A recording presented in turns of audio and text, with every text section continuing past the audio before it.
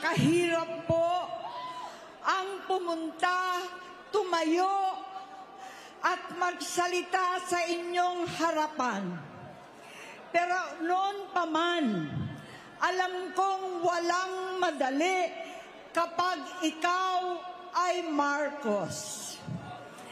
Nanginginig ako at ang aking boses, hindi dahil ako'y natatakot sa inyo, kundi dahil nalulungkot po ako.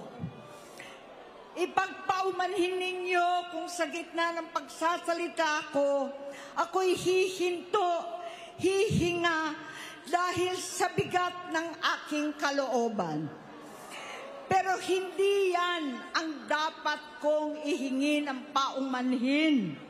Hindi yan ang kasalanan ko sa bayan na dapat ihingi ko ng tawad. Narito po ako dahil sa tawag ng Iglesia ni Cristo para sa transparency, accountability at hustisya. At dahil sa tawag ng sarili kong konsensya, bilang senador, bilang kapatid, bilang Pilipino. Bata pa lamang kami ni Bongbong, alam na ng buong pamilya ang problema sa kanya.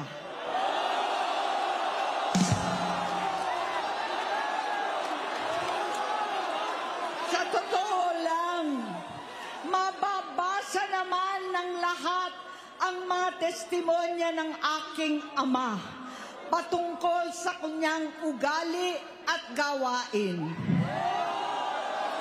Noon, dahil may tatay pa kami, hindi ko pa siya responsibilidad. Noong tumatanda, ay mas naging nakakabahala. Batid ko na nagda-drug siya.